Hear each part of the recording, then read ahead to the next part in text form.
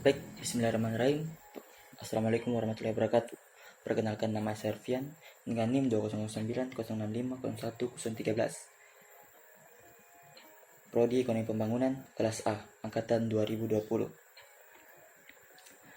Video ini berisikan tentang materi yang bertujuan untuk memenuhi ujian akhir semester Ekonomi Pembangunan 2. Baik, kita langsung saja ke materi yang pertama, yaitu kemiskinan. Kemiskinan merupakan suatu indikator yang dipakai untuk mengukur sebuah kesejahteraan di suatu negara. Pengertian kemiskinan itu sendiri adalah suatu keadaan atau suatu kondisi di mana seorang manusia atau kelompok tidak dapat memenuhi kebutuhan dasar hidupnya, seperti kebutuhan pangan, sandang, tempat tinggal, pendidikan, ataupun kesehatannya. Lalu kenapa sih kemiskinan itu dapat terjadi? Kemiskinan dapat terjadi oleh beberapa faktor, yaitu tingkat pendidikan yang rendah. Nah, tingkat pendidikan yang rendah membuat kualitas sumber daya manusia rendah. Hal ini mengakibatkan kurangnya lapangan kerja atau akan membuat lapangan kerja semakin berkurang karena manusia tidak dapat memenuhi kebutuhan permintaan dalam suatu produksi atau pekerjaan. Nah, lalu yang kedua itu kualitas kesehatan yang buruk juga merupakan suatu hal yang dapat membuat kemiskinan semakin merajalela. Sumber daya alam yang tidak dapat dimanfaatkan dengan baik juga merupakan suatu indikator yang menyebabkan kemiskinan. Adapun juga modal terbatas juga merupakan suatu faktor. Lalu, apa sih dampak dari kemiskinan ini? Dampak kemiskinan ada beberapa hal. Yang pertama yaitu tingkat pengangguran semakin tinggi. Ini jelas karena dari kualitas sumber daya manusia yang rendah ini akan meningkatkan pengangguran. Nah, kedua yaitu kriminalitas yang tinggi. Ketiga itu angka kematian juga akan tinggi. Lalu bagaimana cara mengatasi kemiskinan di suatu negara? Nah, cara mengatasi kemiskinan di suatu negara itu ada berbagai hal. Yang pertama yaitu meningkatkan kualitas sumber daya manusia melalui pendidikan ataupun apapun itu yang dapat meningkatkan sumber daya manusianya. Yang kedua yaitu memberikan subsidi. Untuk ini memberikan subsidi pada masyarakat yang kurang sejahtera atau bisa dikatakan miskin. Hal ini akan membantu perekonomian keluarga itu atau manusia itu sendiri. Kemiskinan juga merupakan hal yang menjadi salah satu faktor negara tidak dapat dikatakan sebagai negara maju karena adanya kemiskinan di suatu negara tersebut.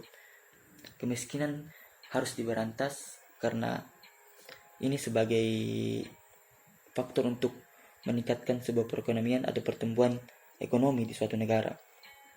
Baik, materi selanjutnya yaitu konsumsi rumah tangga. Konsumsi rumah tangga atau household consumption adalah suatu konsumsi yang dilakukan oleh suatu keluarga atau rumah tangga sendiri. Nah, konsumsi rumah tangga ini dipengaruhi oleh yang faktor utama yang mempengaruhi konsumsi rumah tangga ini adalah pendapatan. Jika pendapatan di keluarga tersebut naik, maka konsumsi rumah tangga juga ikut naik, begitupun sebaliknya. Konsumsi rumah tangga juga merupakan suatu persentase yang menyumbang suatu persentase yang paling besar dalam perhitungan PDB atau produk domestik bruto yang digunakan untuk mengukur pertumbuhan suatu negara. Konsumsi rumah tangga sangat berpengaruh pada pertumbuhan ekonomi. Materi selanjutnya yaitu populasi. Baik, populasi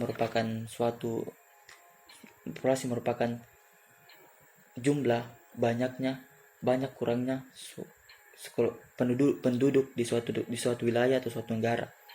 Nah, apa sih hubungan populasi dengan ekonomi, dengan pertumbuhan ekonomi atau pembangunan ekonomi?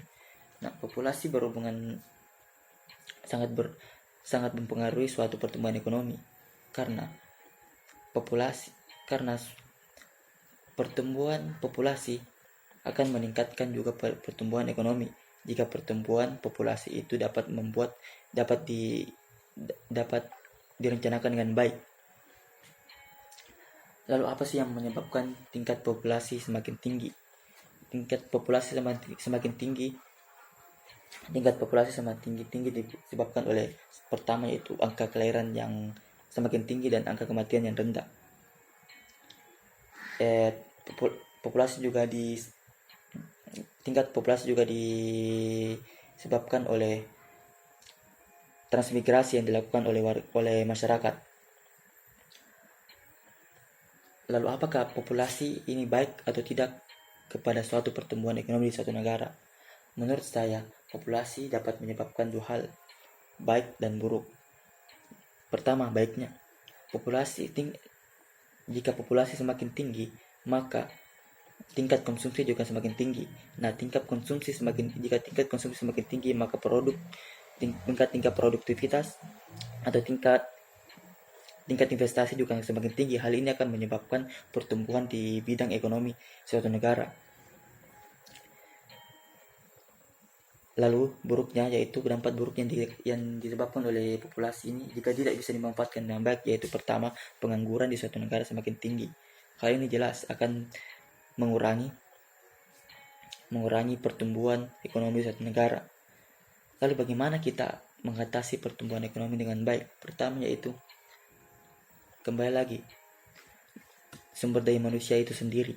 Nah, kita sebagai manusia harusnya meningkatkan sumber daya kita, kualitas sumber daya manusia kita. Kenapa? Karena jika sumber daya manusia baik, maka kita dapat membuka pekerjaan. Hal ini akan mengurangi pengangguran yang ada di Indonesia itu sendiri. Nah, menurut saya juga populasi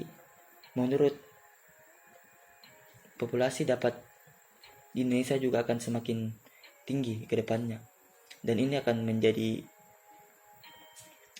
peluang bagi Indonesia untuk menjadi negara maju.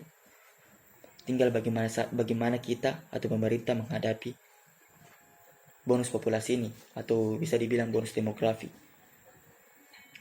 Baiklah, itulah sekian materi yang presentasi yang saya bawakan. Kurang lebihnya mohon dimaafkan. Assalamualaikum warahmatullahi wabarakatuh.